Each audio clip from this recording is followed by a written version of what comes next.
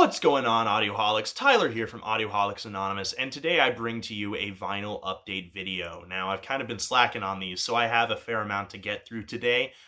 Depending on how long it is, I might splice it into two parts. Might not. We'll just see how it goes. So let's start out with probably my prized possession at this point. I have a picture disc of Sleep's Dope Smoker.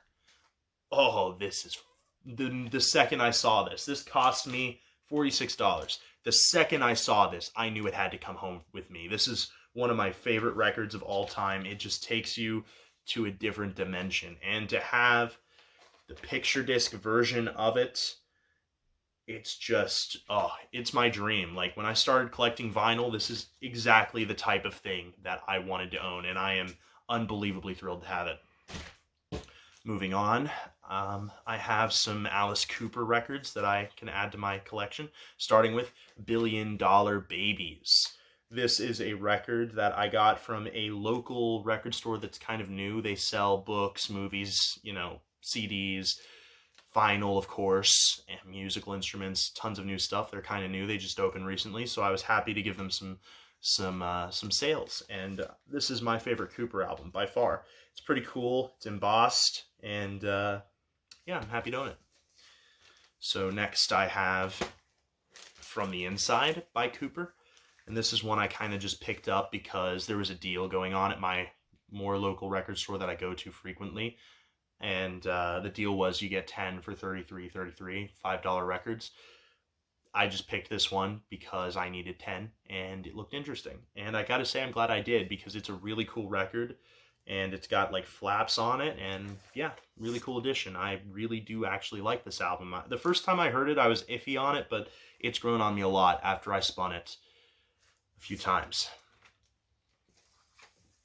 So my final Cooper edition is Muscle of Love, which is an album I've never heard before. This one was actually free, though. I bought a lot of stuff at this record store. The guy's like, hey, you want this for free? And I was like, sure. So yeah, cool stuff. So next, we'll move on to my Moody Blues editions, starting with Every Good Boy Deserves Favor. And keep in mind, I haven't heard pretty much any of these new Moody Blues albums that I have, but I'm definitely going to have to check them out because I'm a semi-big Moody Blues fan. I haven't heard a ton of their albums, but I've really liked to loved basically everything I've heard other than that. So next is To Our Children's Children. This one I have heard. Really, really good record. And finally, In Search of the Lost Chord, which is a masterpiece, in my opinion. A long time I said Days of Future Past is my favorite Moody Blues album, but I think this might take the cake now. I never heard it until I got it on vinyl, and now that I've spun it once or twice, it's just jumped to the top for me. I fucking love this album. It is absolutely amazing the whole way through. Check it out if you haven't heard it before. So next, some of you might know that I am a bit of a fan of Dire Straits, and I'm well on my way to collecting all of their albums. This one is Communique, which I haven't actually heard yet, but it's definitely one that I'm going to have to listen to soon. So I'm pretty happy to own this one. I own quite a bit of Dire Straits now. I have their debut, Brothers in Arms, this one, and Making Movies, I think is the name of the other album that I have. So I have quite a few Dire Straits. I'm a pretty big fan of Dire Straits, so I'm not mad about that for sure. So next is an album that some of you are going to kill me for never having listened to. Yeah, it's Tommy. I've never been a huge fan of The Who. I have Who's Next on vinyl, and I probably would get Quadrophenia if I saw it for cheap somewhere, but I'm not a huge Who fan. I don't really like any of their albums, and I know this is like a big concept album. It's very important in the history of concept albums. Some even consider it the first real concept album. I was just afraid I would listen to it and hate it, but I saw it for relatively cheap, and I decided that I had to pick it up and at least listen to it, which I have not done yet. But tell you what, in my next update video, I will tell you how that goes. Don't get your hopes up, though. Not a big fan of The Who. So next we have Brain Salad Surgery by Emerson, Lake and Palmer, which is an absolutely fantastic progressive supergroup. Probably one of my favorite bands from that era. And the other album I have from them now is Tarkus, which is probably my favorite of their records. Brain Salad Surgery is great, but oh, come on, it's Tarkus. This is just a fucking masterpiece of prog. Just so good. Easily as good as any Yes album, if not better than a lot of them, in my humble opinion. So next we have The Police, Synchronicity. This is the only Police album I have, and probably the only one I'll ever have, because I'm not a huge fan of The Police. I do like The Police, but I'm not a huge fan of Sting. That's what it really comes down to. I don't like Sting. I don't like his voice. Not huge on him as a songwriter. This album's an exception. It's a great album. Great album, but I don't really like a lot of his solo stuff, and I'm not a huge fan of The Police in general. But I really like this album. Good album. Happy to have it. So, that bin $5 deal I was telling you about, where you get 10 for $33.33, I got quite a few really good albums out of that deal, and one of them, Pink Floyd, Dark Side of the Moon. Absolutely classic release. Every vinyl snob worth his salt owns this album and should own this album. It is an absolute classic for a reason. It's a progressive classic. It's a rock classic. It's just a classic in general. You know, in 200 years from now, if they're not talking about Pink Floyd's Dark Side of the Moon, they're probably not even talking about Beethoven anymore, honestly. One of the best albums ever made. Next, we have kind of a weird one, which is UK. Now, this is a proggy supergroup from the 80s, I believe. So this is 80s prog. And I've never really heard this album, so I don't really know what to expect out of it. I got it a while back, but I've gotten a lot of new albums, guys. So you'll have to forgive me. Some of these I just haven't heard because I've been focusing on the other ones. But I will definitely get to this soon because I really do like progressive rock. And from what I've heard about these guys, this is the best of the best. Okay, moving on. A few of these I got as a birthday present, and the third one I got for myself because I'm just a big fan of this band. And before any of you attack me for liking this band due to recent events, understand that I separate, in most cases, the art from the artist, okay? I believe that there are people who are very bad people who can make very good music. And that is one of those examples in Demons and Wizards. And honestly, I don't know if I would really say that John Schaefer is a bad person. Just talking off the cuff. What he did was bad for sure, and his political beliefs are very misguided, but I don't know if I would be ready to say he's a bad person because of it. He's just badly informed and misguided. And I wish that wasn't the case because I love his music. I love Iced Earth. I love Demons and Wizards. But I don't just love those bands because of John Schaefer, which makes it also harder for me to pretend that they don't exist anymore. You know, I love Demons and Wizards because of Hansi Kirsch also, who is a fucking fantastic vocalist. One of the best vocalists in metal history, in my opinion. And to just pretend that this work doesn't exist due to something John Schaefer did in the modern day is disrespectful, not just to Hansi, but the whole band, because this is a damn good fucking album, dude. Rites of Passage, Heaven Denies, classic. Poor Man's Crusade, Fiddler on the Green, in my humble opinion, one of the best metal songs ever written. Blood on My Hands, Path of Glory, great song. Winter of Souls, The Whistler, which is about the Pied Piper. I always love songs about that. Tear Down the Wall, Gallows Pole is fantastic. My Last Sunrise is probably my favorite. Chant ends the album, and then there's a cover of Cream's White Room, which is a bonus track on the vinyl version of the album. And this album art is also one of my favorites.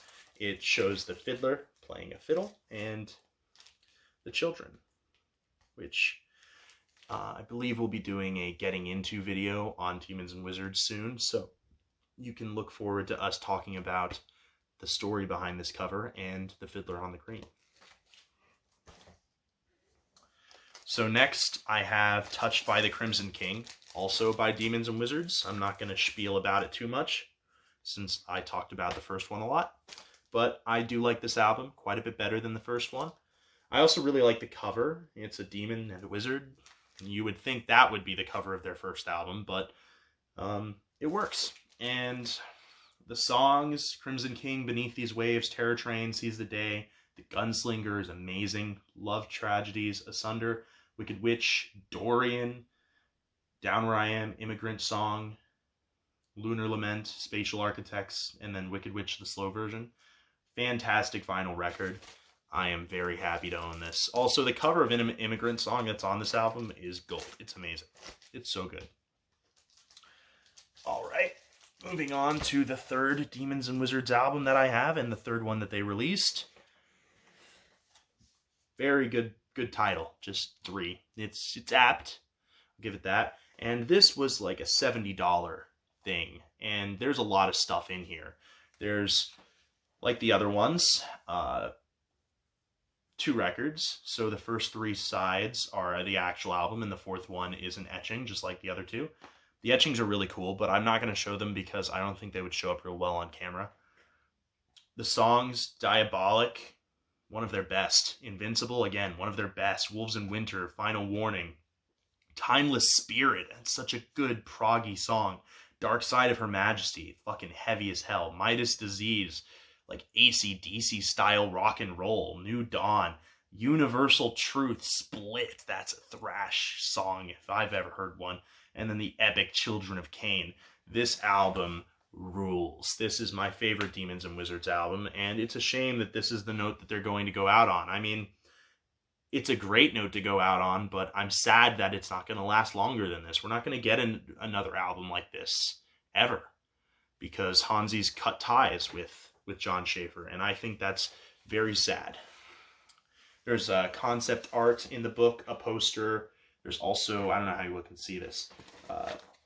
There's a CD in here somewhere, and there's also a single at the end of the book, right here. Yeah, and possibly the coolest part, the vinyl is red. That's pretty cool. Actually, all my Demons and Wizards albums are colored. This one, the first one, is purple, and Touched by the Crimson King is blue. Yeah, really, really cool stuff. And the first 2 of those albums I got as a birthday present from our mutual friend Logan. Awesome stuff. And also they sound great on vinyl, so there's that too.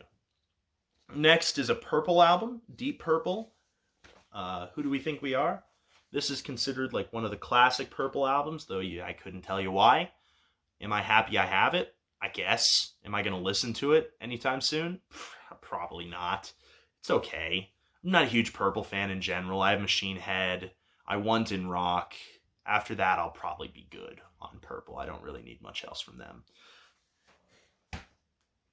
So next I have some interesting albums. These are all Toll records. We're going to start with Benefit, which is kind of a riffy Toll album. Probably the heaviest thing they ever did. Really good record. I gotta admit, I do prefer albums like Songs from the Wood and Thick as a Brick, but it's a good record, and I can understand why people love it as much as they do. The next one I have here is The Minstrel in the Gallery, I think the name of it is. I actually haven't listened to this record yet, but I've heard it's really good. I've heard it's kind of proggy like Aqualung and Thick as a Brick, but I suppose that's something I'll have to see for myself. And sort of the last 2 that I have here are War Child, which I haven't heard yet, so I can't really talk about it, but I've heard it's a bit weird for Toll. And something that is a bit weird for Toll, The Broadsword and the Beast. Look at that fucking album art. I knew I had to get it the second I saw that album art. I listened to the album, and I love it. Actually, I really do. I know a lot of people hate this record, and probably for good reason. You know, not Alice Cooper. Jethro Tull mixed with new wave is not something that I thought or anyone would have thought would work, but John Anderson, or Ian Anderson, I think it is, he really just implements, yeah, it's Ian Anderson. He just implements the synth and the keyboards and the 80s sound waves into the sound of Jethro Tull so well that I'm kind of shocked they didn't experiment with this sooner. I mean, this album came out in what? I don't know. I'm assuming sometime in the 80s. But either way, fantastic record. I really think it's underrated. And if you heard this album before and you hated it, I really think you should go back and listen to it again with an open mind.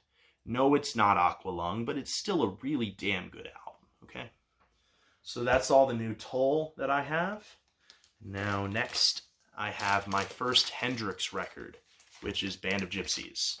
And this is a great album. This is one of my favorites. I think my favorite is Electric Ladyland, but this is definitely second place. I'm not a huge fan of Are You Experienced? I know a lot of people like that album. I'm not really one of them that loves that album. It's still a good album. I'll probably buy all the Hendrix records I can on vinyl because Guitar God, man, one of the best players to ever live. Some would argue the best player to ever live. I would argue Tony Iommi is the best player to ever live, but Jimi Hendrix is definitely up there, maybe even second place. Tell you what, really great album.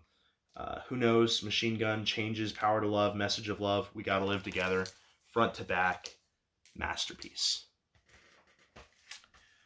So next we have a more modern album, Sons of Apollo, MMXX, or 2020. This is a really fantastic progressive supergroup composed of Mike Portnoy, who you might know from Dream Theater, Derek Sherinian, who you might also know from Dream Theater, Ron Bumblefoot Thal, who doesn't really have a band like that on his own, but you might know him if you're a guitar player or you're into guitar music because he's a virtuoso who's been around. Billy Sheehan, I forget what band he played in, but he's a really great bass player. And then finally, Jeff Scott Soto, who was formerly of Yngwie Malmsteen's Rising Force. So yeah, super group. And this album is everything the first one, Psychotic Symphony, was, but done better. The compositions are that much better. The dynamic between the players is that much better. This is just a better album from front to back. And it's got more bangers on it. And no, nothing is as good as Labyrinth. That's the best song they've ever made, but everything else is better than everything else on that other album. Love them both, but this one tops it for me. I'll probably get the other at some point.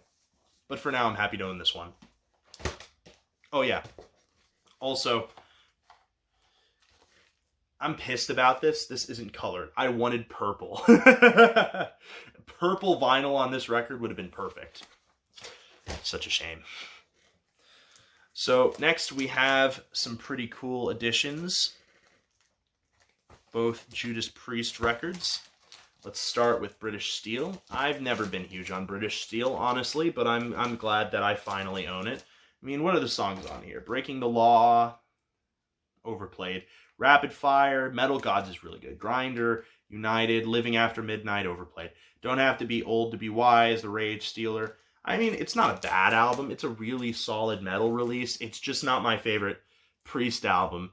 Now, let's go on to one that is my favorite Priest album. Well, I don't know if I'm willing to say definitely my favorite, but definitely one of my favorites. This is a fucking metal masterpiece. Judas Priest's The Sad Wings of Destiny. I'm so happy to finally have this on vinyl. I mean, let's look at the songs on this one.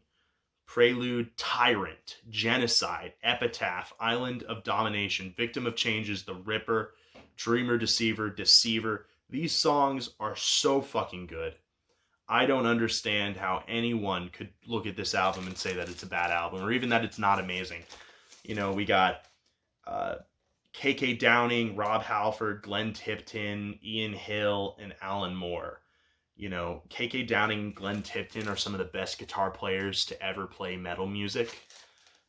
And you really hear that on this record, especially on songs like Victim of Changes. That song is just... We're talking about some of the best metal songs ever made. That's definitely up there in my opinion. So yeah, Sad Wings of Destiny. Next, we have the Kinks Low Budget, which I'm kind of more of a recent fan of the Kinks. I'm not hugely knowledgeable about them, but this album has definitely made me more interested in them. I really like this album. It's from front to back, really just very solid. So yeah, pretty cool stuff. And they're a weird band, but it works. So now on to a band that I don't really like as much, but I guess I'm somewhat happy to own this. Greta Van Fleet, Black Smoke Rising. The songs on this one: Highway Tune, Safari Song, Flower Power, and Black Smoke Rising. I'm just going to say I'm not a huge fan of this band and move on. Although I will say Black Smoke Rising is a great song, and I love that it's 4 minutes and 20 seconds long. That's just a nice touch. Yeah. This is about all the Fleet that I'm ever going to need. So next is a cool find. This is Grim Reaper's See You in Hell, which is an album I heard a few years back. And I've always kind of liked the guitar player from this band quite a bit. His name is Nick Bowcott, something like that. Really good guitar player. The vocalist, Steve Grimmett, is pretty good as well. Dave Wanklin is the bass player. Lee Harris on drums. Really solid metal album. I think it's not like mind-blowing music or anything, but it's really good for what it is, you know. You gotta go back and listen to this album. If you haven't heard it in a while, or you've never heard it, definitely gotta. Really solid piece of metal. So next we have Genesis, The Lamb Lies Down on Broadway. Yeah, this is the part where I lose everybody who followed us for prog. I don't really like Genesis. You know, maybe I'll see the light one day and be a huge fan, but I don't really like Genesis. I mean, this is an okay album, but it loses me after a certain amount of time. Like, I kind of get bored. I kind of feel like I have to defend myself because this is such a revered album.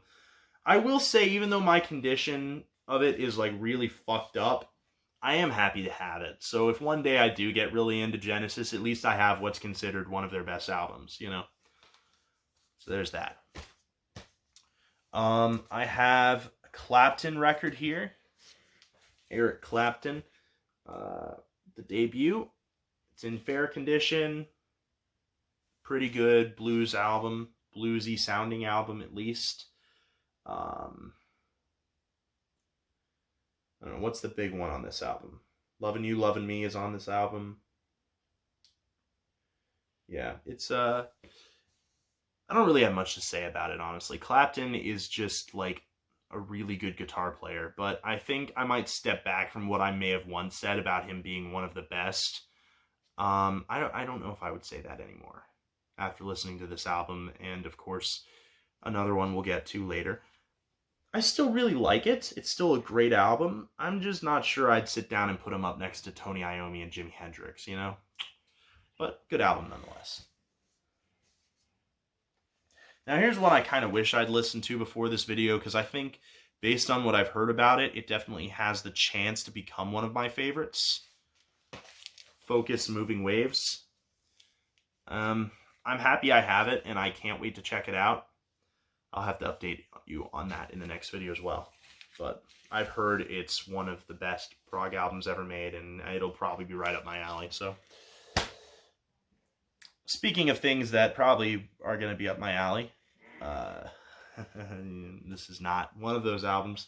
You would think a band like Eurythmics, I'd hate them. But honestly, maybe this is my guilty pleasure album, because it's not good objectively, I think, but I really enjoy it nonetheless. This is the album with Missionary Man on it. That's probably the only one you would actually know, but I really like pretty much the whole album. It just vibes with me, you know? Don't really have any other excuses for it outside of that. So next we have some Testament albums, starting with The Gathering, which has really fucking cool album art. Not as cool as the next one, in my opinion, but still really cool. This is one of my new favorite metal albums of all time. I absolutely love this record. We have DNR, Do Not Resuscitate. We have Down for Life, Eyes of Wrath, True Believer, 3 Days in Darkness, Legions of the Dead. How fucking heavy is that song? Careful What You Wish For, Riding the Snake, Allegiance, Sewn Shut Eyes, Fall of Sipeldome, and Hammer of the Gods. Fan-fucking-tastic album. I would say that I think the first half is a lot stronger than the second half, but the second half is still full of bangers, and I don't feel like skipping any track on this album, except maybe the instrumental at the end, Hammer of the Gods. It's cool, but it goes on a bit long, I think. Either way, really good album. Absolutely love it. Next, we have probably my favorite album art in Testament's discography, The Formation of Damnation, which I might spin after this video. It is so cool. I mean, look at it. It's like, what are these, archangels coming from heaven or something? It's fucking cool, dude. And you can see more of them leading in the back. And, also, the album's really good. For the Glory of, and then More Than Meets the Eye. Evil Has Landed, The Formation of Damnation, Dangers of the Faithless, The Persecuted Won't Forget, Henchman Ride, Killing Season, Afterlife, Fear Is Only What You Feel, Fear Is Only What You Feel, Leave Me Forever. Fucking, just an amazing album. And to think, this is a comeback album, actually. So, Alex Skolnick, the guitar player who Testament is basically famous for, left the band, and James Murphy came in, who had more of like a death metal background. So they kind of went more in a heavy direction as a result of that. First going into more of like a groove metal Pantera approach, and then full-on death metal. The Gathering being a kind of middle ground between both of those sounds and the old sound that Testament had. Meanwhile, this is like a completely... This is the return of Alex Skolnick. So this is like the Old Testament sound from the New Order and the first album, The Legacy, as well as Practice What You Preach, Souls of Black. But it's refined. It's polished. These are guys who know how to play fucking good metal music. And yeah, this is a great album. Might drag a little bit, but otherwise, stellar release. Next, we have Toto, which is way bigger than the hits. You know, this is Child's Anthem, I'll Supply the Love, Georgie Porgy, Manuela, Run, You Are the Flower, Girl Goodbye, Taking It Back, Rockmaker, Hold the Tune, and Angela. Really great album. Steve Lukather is the guitar player, and very underrated guitar player in my opinion. A lot of people put down Toto because of Africa, but like I think there's so much more than their hit, and you need to listen to this album if you disagree with me. Steve is a great guitar player, and he really shows how good he is on albums like this. Speaking of good guitar players, hello Ted Nugent! Free for All. This is probably my favorite Ted Nugent album outside of the self-titled one. I don't really like much outside of these two albums, so I'm happy to own the two albums that I actually like in their discography. Next, we have another album that I haven't heard, Styx, Pieces of Eight, which I've heard I need to own, so I own it now. I'm not huge on Styx. I'll admit I haven't given them a huge chance, even though I own both this album and the Fortune one. I forget the name of it, but it's probably the big one. Yeah, I'll have to give them a chance someday, but until then, I have Pieces of Eight. Alright, next we have Refused, The Shape of Punk to Come. And this album is awesome. One of the best punk records ever made, in my not-so-humble opinion. The songs on this, Worms of the Senses / Faculties of the Skull. Liberation Frequency, The Deadly Rhythm, spelled with R-Y-T-H-M. Summer Holidays versus Punk Routine. Brutus Poem number 5, New Noise, The Refused Party Program, Protest Song 68, Refused Are Fucking Dead, The Shape of Punk to Come, Tannhauser Derive, The Apollo Program Was a Hoax. Masterpiece. Next we have the Rolling Stones' Tattoo You, which I've heard is not one of their best albums, but it's still really good. I like the Stones. This is actually, I think, my first Stones album, which is a shame. I need to get Sticky Fingers. I need to get Let It Bleed. Yeah. But I'm happy I have it, and I need to give it a spin sometime. Alright, so here's 2 albums that I am overjoyed to have. In the last final video, I believe, I got Sorceress by Opeth. And now I have Still Life and Blackwater Park by Opeth. So let's start with Still Life, which is now at this point my favorite album of all time. Look at the cover if you want to know why. Because that basically says it all. This is just a masterpiece from front to back, complete and utter masterpiece. You've got The Moor, Godhead's Lament, Benighted, Moonlapse Vertigo, Face of Melinda, Serenity Painted Death, White Cluster. Come on. Come on. This is just, it doesn't get better than this, guys. It really doesn't. I mean, The Moor opens with that, like, jazzy, the jazzy intro, and then it goes in real fucking heavy, gives you chills, all the way to White Cluster. I mean, Serenity Painted Death alone, rip from my embrace. Ah, I'm not a death growler, but yeah. Melinda, reflected in shots. Fucking amazing album. You guys have got to check it out if you haven't already. And speaking of amazing, amazing albums, Blackwater Park, which is generally considered the best, or one of the best, progressive metal albums ever made, and for good damn reason. This is not my favorite Opeth album, but I will admit, objectively, it's probably more perfect than Still Life. The Leper Affinity, one of the heaviest songs ever created. Bleak, which is the perfect title for the song because it feels bleak the whole way through. That feeling I always talk about with And Justice for All is just exuded in that song. And really, the mood of this album is what makes it what it is. Steven Wilson and Michael Ackerfeld created an atmosphere with this record that was never recreated or ever made before. This record just has an intense atmosphere that you can cut with a knife. An atmosphere of depression and death and just darkness. And when you listen to it, that's what you feel the whole way through. And it never stops, ever. Not until the final notes, the final screams. Not until the sun sets over Blackwater Park. Moving on to Meatloaf, Bat Out of Hell. Okay. Angel Witch. Okay, fine. I got this as a joke. I hate Meatloaf. Fuck this album. Angel Witch! Yeah, actually, I paid way too much money for this. I think it was something like $25, but I really like this album. I've always considered this one of the better, like, heavy metal albums from that era, like the new wave of British heavy metal. You know, Angel Witch, Atlantis, White Witch, Confused Sorcerers, Gorgons, Sweet Danger, Freeman, Angel of Death, Devil's Tower. Amazing album, come on. Awesome riffs, awesome melodies, awesome songs, awesome album. Next, we have Aerosmith, Get Your Wings. And I have to admit, I'm not as big an Aerosmith fan as I might have used to be, but this is a fucking great album. Same Old Song and Dance.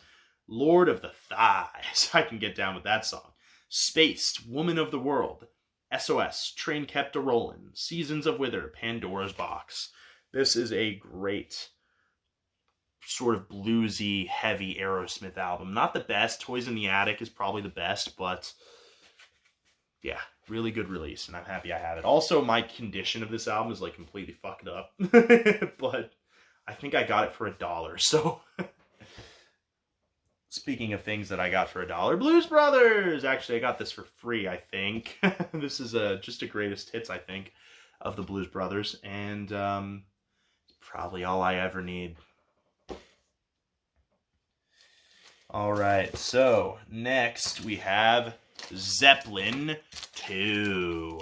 I have Presents already, but this is the other Zeppelin album that I have now, and this is probably my favorite Zeppelin. This is probably my favorite Zeppelin album outside of Presents. At least from like the first few, this is probably my favorite. Never been huge on Zeppelin, if I'm being honest, but I am happy to have this album. I feel like Zeppelin's one of those must-own bands, and one day I'm sure to appreciate them a lot more than I do now. But I kind of prefer Cactus to Led Zeppelin. So, be that as it may. Next, we have the Michael Schenker Group, Assault Attack. I listened to the new Michael Schenker Group album, or part of it anyway, and I decided I had to own this album. And I gotta say, I'm not disappointed. It's really good. I like it a lot. Don't know if I'd say it's as good as the recent album, but I like it a lot. Yeah. Kind of reminds me of Seventh Star from Black Sabbath.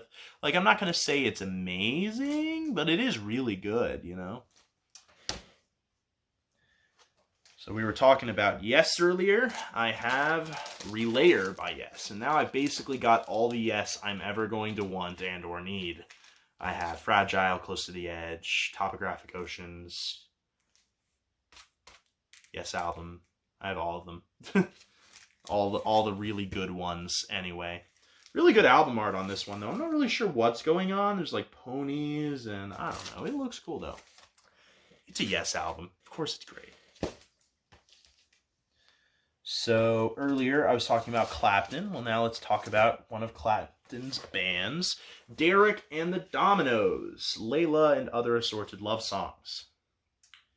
Now, I always thought that was just like the name of the album, but no, it is literally just a bunch of other assorted love songs. And if you like that, you'll love this album. Personally, I like a lot of it, but I don't love all of it. And it's a really long album, too. This is a true double album. So it really drags, but it's got some amazing songs on it, like Bell Bottom Blues, Little Wing, Layla. There's a lot of good ones on here, but those are probably the standouts. I know Little Wing's a cover, but it's a really good cover. So yeah, good stuff. Next we have Queen, A Night at the Opera. This is the first Queen album that I actually own, and when I saw it in the record store, I was like, yoink, mine. This is probably my favorite Queen album. This is the one with Bohemian Rhapsody on it. If you've never heard it, it's so much more than that song, and you need to give it a listen. Fucking amazing album. I'm running out of steam here. This has been quite a long one. I'm not sure I'll split it into two parts. I probably won't, but I guess I'll have to see what the length is after. So the next album is Nevermore, The Politics of Ecstasy. This is one of, I wouldn't say my favorite metal albums, but it's definitely amongst them, I think. You know, like if I were to make a top 50, I'm not sure it would crack in there, but maybe a top 75. Because it's really well composed, it's heavy, it's headbanging, and of course you have World Dane's amazing vocals. It is a great record, and this version of it is like a in memoriam 20th or 25th anniversary version, something like that. It is colored. It has orange vinyl, orange clear vinyl actually, which is kind of cool. So there's the actual album on the first LP, Seven Tongues of God, Sacrament, Next in Line, Passenger, Politics of Ecstasy, Lost, Tin Man, Precognition, 42, 147, and then The Learning. But on the second LP, we have something entitled In Memory, which I would assume, based on the title, is in memory of World Dane. I think there's some bonus tracks on here, Optimist or Pessimist, Matricide, In Memory, Silent Hedges / Double Dare, The Sorrowful Man, or The Sorrowed Man, and then a bunch of demos of the Tin Man, the Seven Tongues of God, Passenger, Sacrament, and then 42, 147. So, cool stuff. Cool to have. I haven't heard the second LP, but I'm definitely going to have to check that out at some point. Definitely got to be in a mood to listen to a lot of these bonus tracks and demos and things like that, because they can get annoying to listen to. So, but it's cool nonetheless. So, we're nearly at the end. I only got one more band to show you, and this is the creme de la creme. My Sabbath edition, starting with Black Sabbath's Sadie Sabbath, Bloody Sabbath. This is by far my favorite Black Sabbath album. It is legendary. You know, Sabbath, Bloody Sabbath. Sabbath, Bloody Sabbath. National Acrobat. Sabracadabra, killing yourself to live. Who Are You Looking for Today? Spiral Architect. The instrumental Fluff. Just fucking... Oh, God. This is... For Sabbath, this can be proggy, experimental, very bluesy, heavy. It's got everything that I love about Sabbath. Psychedelic. It's got everything. And I really like that they went in different directions, things that weren't expected of them. I think this was very creative, very inspired. I feel like before this album, they were in a creative slump. Well, I know they were. There's no feeling. That's what they were in. And they went to this castle, and like, I think the creative juices just got flowing for this one. And that's the reason it's so fucking good. And the next one I have is Black Sabbath, Live at Last. Yes, I have the unofficial official bootleg concert, Live at Last. And it's got a good set list. Tomorrow's Dream, Sweet Leaf, Killing Yourself to Live, Cornucopia, which is my favorite song from Volume 4, Snowblind, Children of the Grave, War Pigs, Wicked World, Paranoid. Now, there's some songs that I miss. You know, Supernaut, Into the Void would have been nice. Hand of Doom, Black Sabbath.